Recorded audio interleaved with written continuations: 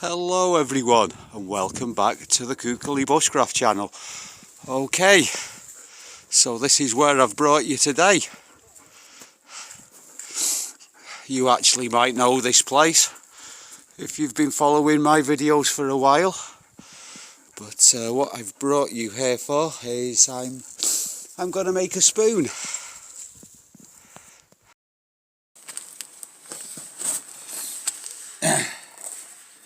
Okay, so what I'm doing is basically a spoon trade with John Holmes over in Derbyshire. So I've got some bits of birch here. I'm going to split them up and see what I've actually got that's usable in here. They're a bit small.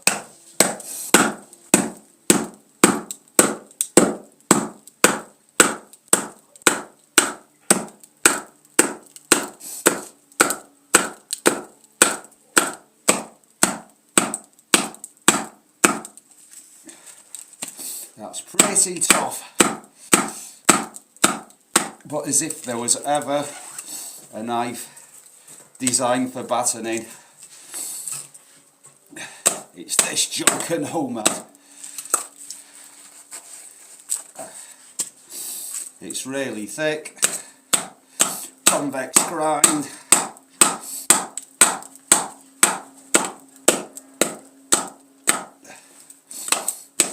I don't like hitting the handle. The scales are just wood.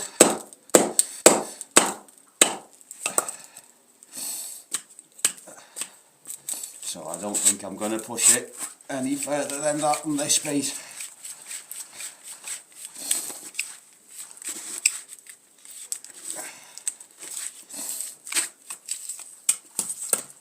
So what battening gives you is a bit of precision, but it's not worth risking your tools, as if you end up having to hammer them really hard.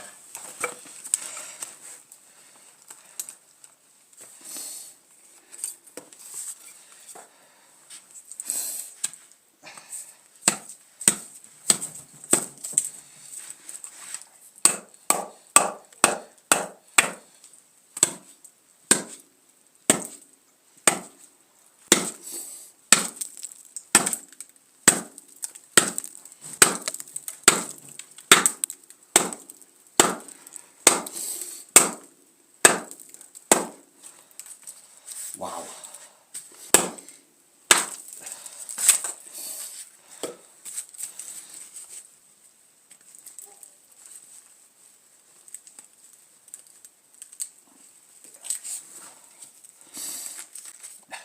It's that bend in it. As if I can just get around the bend.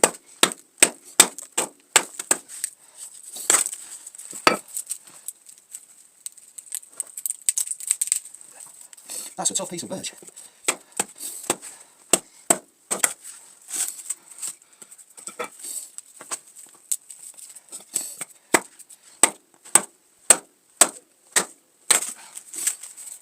Now I've got you.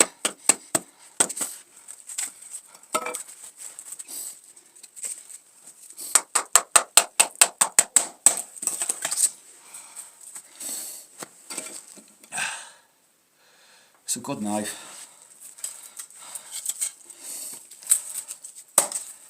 Let's see what we've got. Oh, it's going to be small if I use that.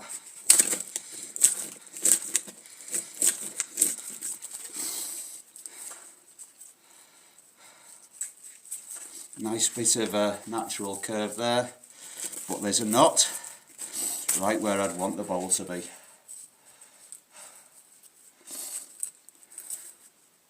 So an eating spoon, yeah, I think that'd probably give me enough. I don't think I'm even going to bother with that, that's really naughty.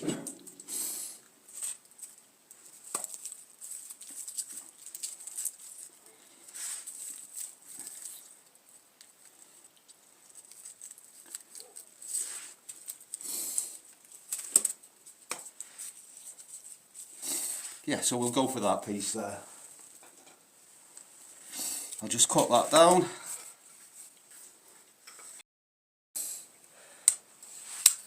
Okay, so I've got the backhoe Laplander. I actually also really like silky saws. When I worked as a gardener, I used silky saws for years. They're really aggressive cut on silky saws. What you get with the Laplanders is they're really durable. So we carry these now in all of our snowmobile kits at work on my recommendation.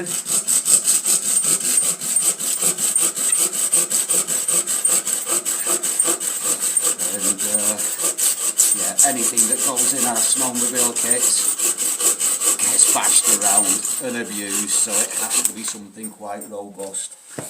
Also, another advantage of these is they're really quite cheap. So, where am I going to have the bowl? So it kind of tapers off the grade in that direction. That's going to be a little bit kind of weird. Oh, I know what I'll do. I know what I'll do.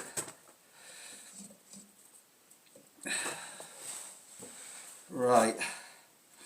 So I'm going to cut some shoulders into that.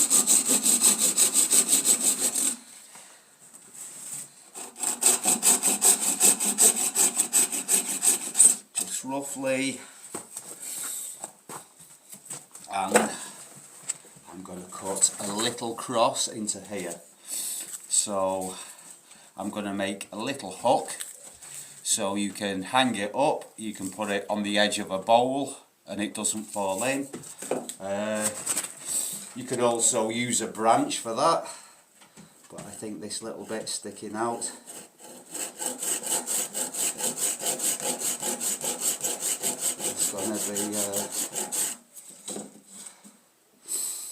It's going to make it quite an interesting little feature, hopefully. So I never draw anything. On my spoons I don't draw out the shape of the bowl. It's my personal preference.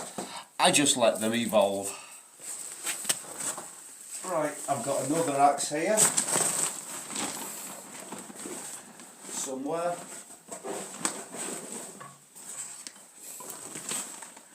This is one I've not used very much. So this is a Husqvarna hatchet.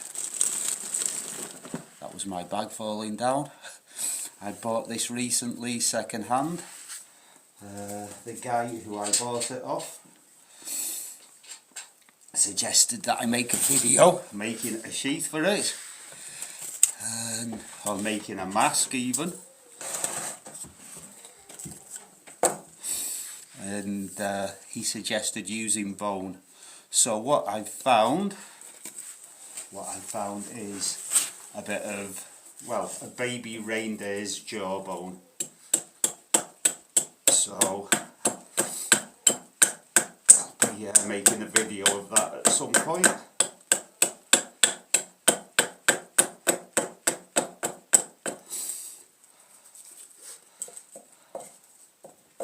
So I'm just going to trim this down a little. I'd like to have a bigger piece of wood to work on. I don't want to cut into that bench. Stool even.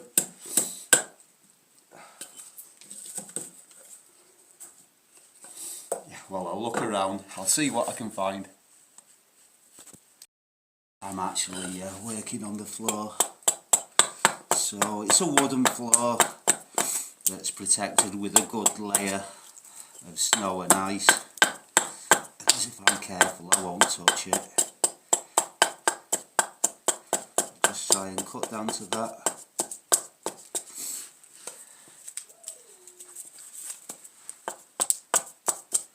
That little point that I've created. I should have cut that in a little bit deeper maybe.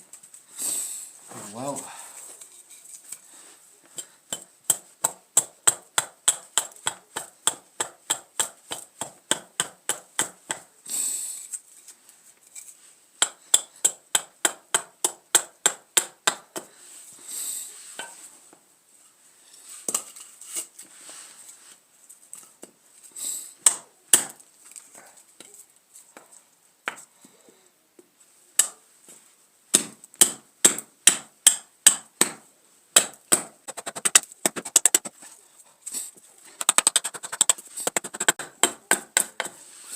So I'm going to remove a little bit from this section to give it a nice curve.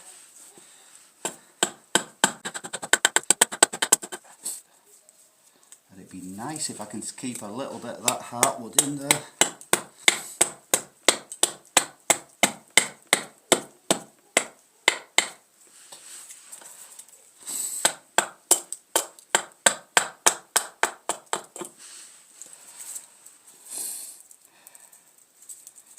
Yeah, there we go, we're looking okay. Looking okay.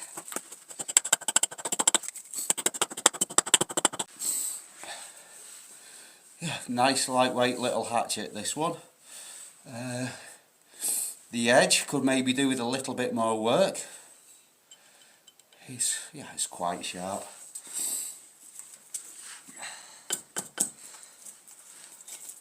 Yeah, could be better. Could be better.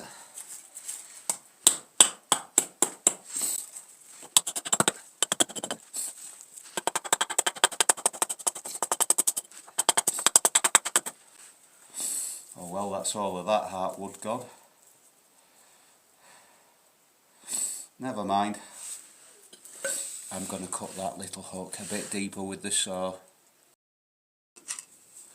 Okay, so I've started carving with this thing. This is the Araputo Hitako. I'm actually going to do a little bit of work with the Joker Nomad to see how that does with some finer work.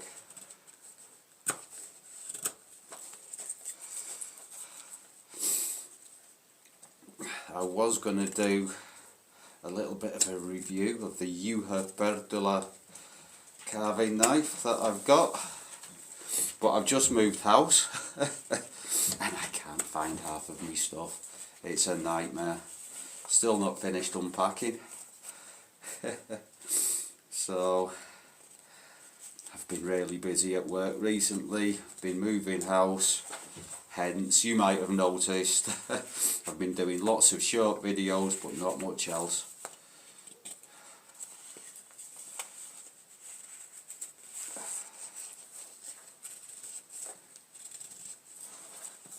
This is doing really quite nicely.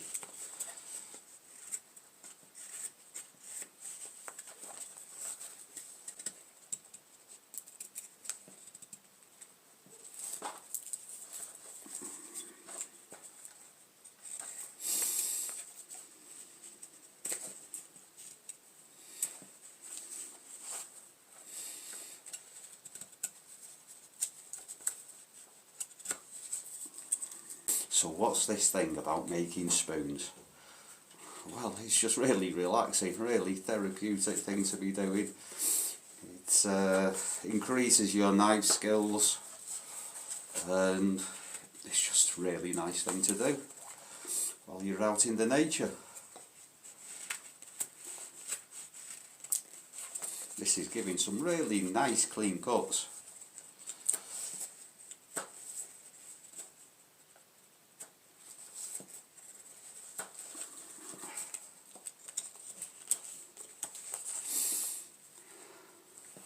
That's how we're looking so far. Starting to look a bit like a spoon. Now I'm going on to the Hulters Force Precision with the much too big finger guard. Apart from that, it's a really nice little blade. Really nice little blade. So I'm going to try and get in under the hook to make it a bit more hooky, and the narrow blade should really help with that.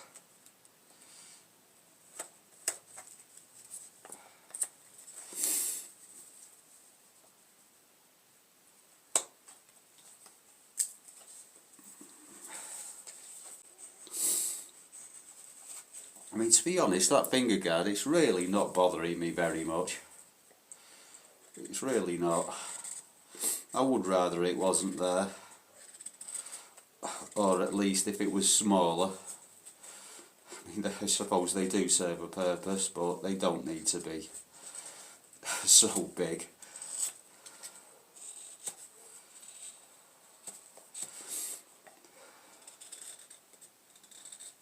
and I've never had any accidents with my hand sliding down over the blade. And this is the kind of knife I'm used to using, with no trace of a finger guard. But you know, there's a first time for everything, isn't there?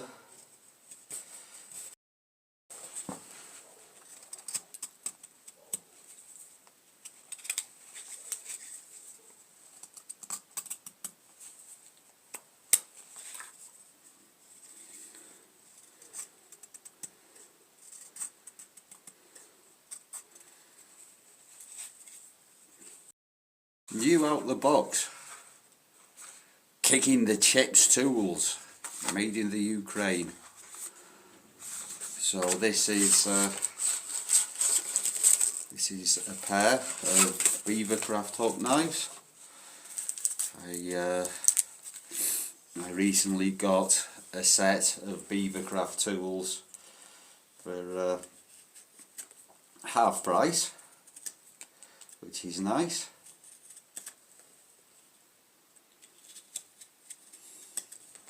And yeah, pretty damn sharp out of the box.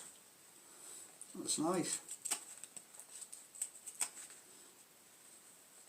Okay. Wow, that one's deep.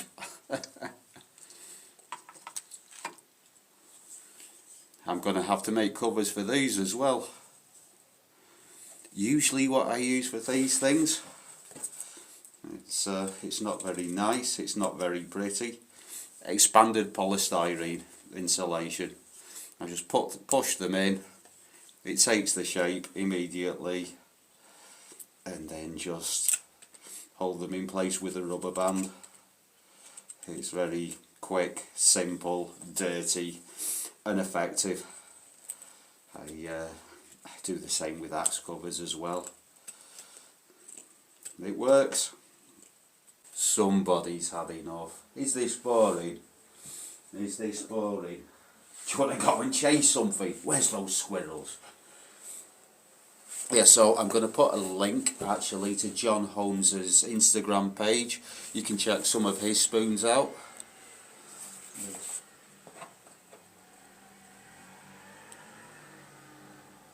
We've got a ski slope just down there, so that's what the noise is. Somebody grooming the tracks. Uni's getting a bit bored. Anyway, I'm going to post a link to John Holmes's Instagram page. Then there you can see some of his spoons. His work's excellent, absolutely amazing. Yeah, so check that out. Things falling over all over the place. That's right, you settle down over there. We can find some animals for you to bark at later.